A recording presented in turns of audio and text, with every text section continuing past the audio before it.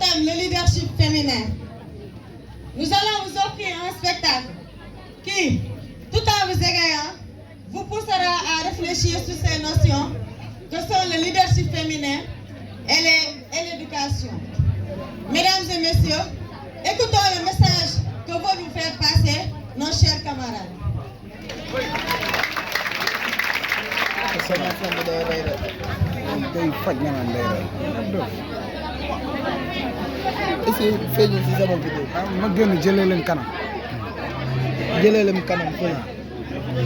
L'éducation est un art.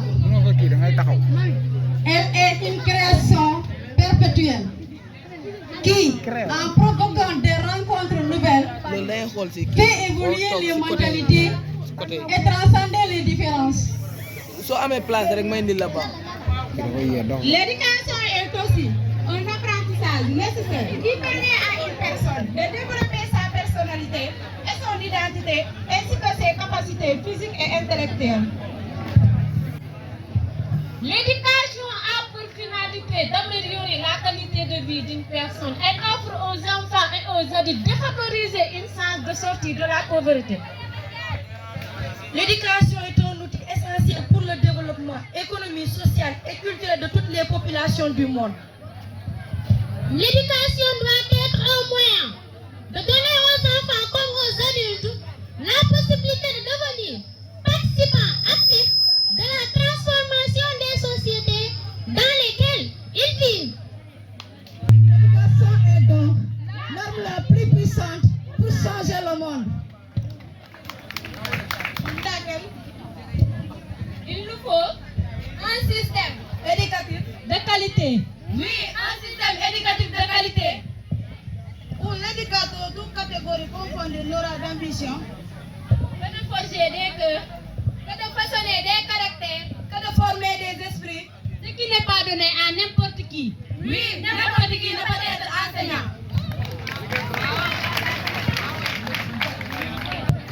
Être enseignant, c'est participer à la construction de la société en transmettant son savoir et en valorisant les compétences des élèves.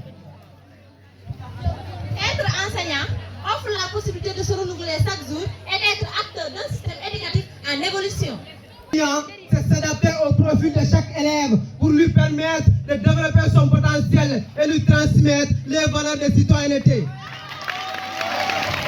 Être enseignant, c'est aider les élèves à exprimer les idées, à expliciter leurs conceptions. Être enseignant, c'est accompagner les élèves pour en faire des citoyens instruits et éclairés. L'éducateur ne doit pas être seul, il doit être épaulé à tous les niveaux pour avoir enfin des élèves avec de bons comportements.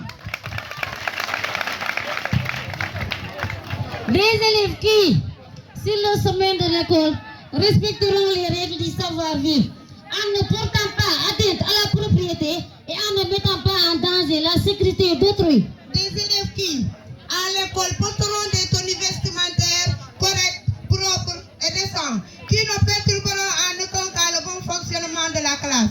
Des élèves qui, dans la cour de l'école, veilleront au respect de leurs camarades et à la propriété de la cour et des corridors en se conformant au conseil des surveillants. Des élèves qui, à la maison, s'exercent et révisent les leçons faites en classe pour mieux préparer les procédures. Des élèves qui, toutes en circonstances et tout lieu, auront une attitude respectueuse, correcte et non provocante envers toute la population. S'il n'y a pas de règles ou de normes pour guider le comportement des élèves, Les salles de classe seraient impossibles à tenir. tout le monde ne peut pas faire ce qu'il veut quand il veut. Car les salles de classe seraient alors des lieux de discorde. Et des endroits où règne l'absence de valeur. Mais l'éducation, c'est la famille qui la donne. Les parents d'élèves sont des membres à part entière de la communauté éducative.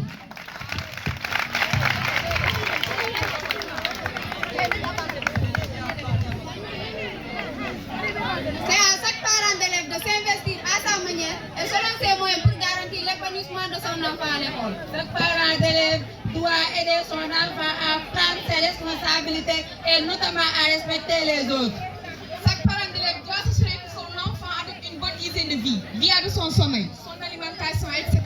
Les parents et l'école ont le même objectif, que chaque enfant réussisse sa scolarité. Quand l'éducation est partagée, il est important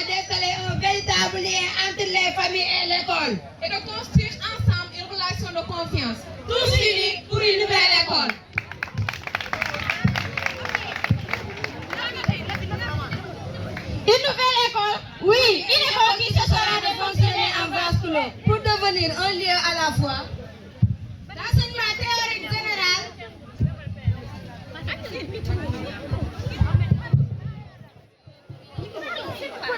de formation professionnelle pratique et de production.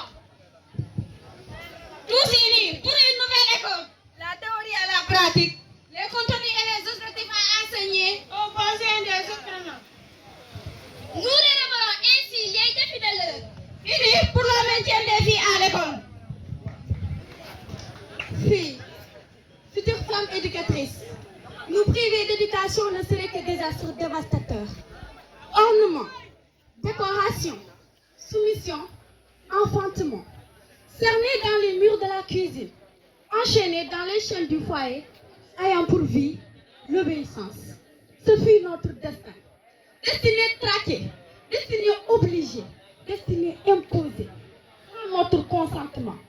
Voilà, oui, voilà la vie qui nous est destinée. Vous, oui, vous, qui nous avez enchaînés dans les chaînes de vos traditions et de vos coutumes. Vous qui avez rendu notre naissance une malédiction. Vous qui nous avez rendu muettes tandis que nous pouvons parler. Oui, vous, qui nous avez rendu des objets de désir. Non, non et non. Notre naissance, une bénédiction. Brisons ce silence et ces chaînes qui nous enchaînent aux ténèbres. Car il est temps. Oui, il est temps de prouver notre valeur. Notre libération, votre révolution, notre formation, votre évolution, notre instruction, votre ascension. Notre existence n'est pas synonyme de martyr, mais plutôt une révélation. Et notre éducation est la révélation de l'unité et le développement de l'humanité.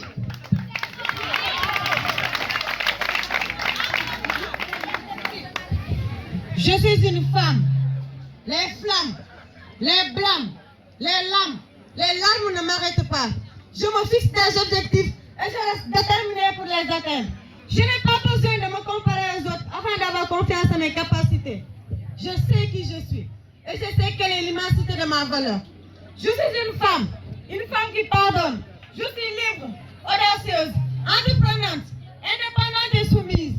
Ma devise, douceur, humilité, sagesse, foi et persévérance. Je suis une combattante qui n'a pas peur d'exprimer et de défendre ses convictions. Je ne laisse personne me faire croire que je ne suis rien. Je suis une femme, celle qui donne vie, celle qui éduque, celle qui bâtit, celle qui encourage, celle qui transforme et qui fructifie. Je suis généreuse, je ne laisse rien m'arrêter autour. Je suis une femme, quelle que soit ma couleur de peau, que je sois née d'une famille riche ou pauvre, je suis une reine et je suis destinée à réussir. Car je suis une femme.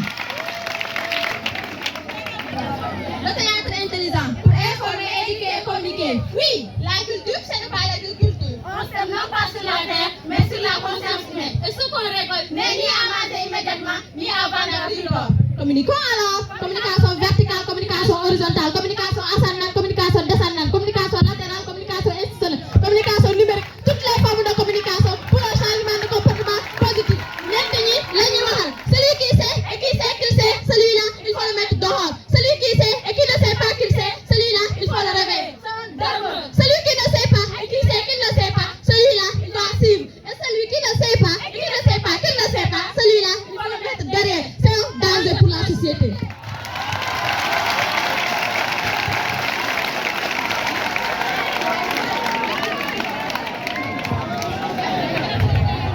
Chère population, aujourd'hui, nous allons jouer pour vous. Oui, jouer pour vous. Nous allons vous heurter, vous provoquer, vous déranger. Vous allez même vous énerver au point de venir sur chaîne pour nous massacrer. Oh, ne le faites surtout pas. Ce n'est qu'un jeu, c'est du théâtre avant nous. Gagnez forêt. Nous les enfants, espoir de l'avenir, soyons prêts à apprendre pour savoir pour servir notre Sénégal. Jàng du wees, xam-xam rusta doy, nañu nangoo jàng, ku xamul munoo baaxul. Nous les enfants, espoir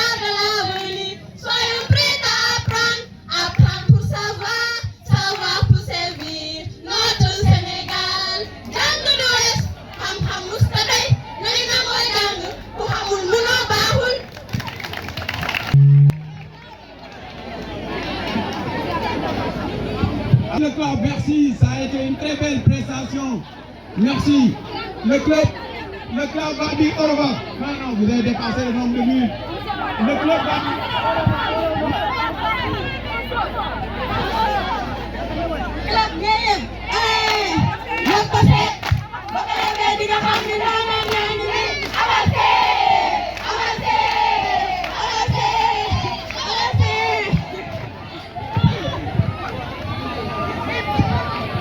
Merci à M. Tamba. Merci à M. Meng.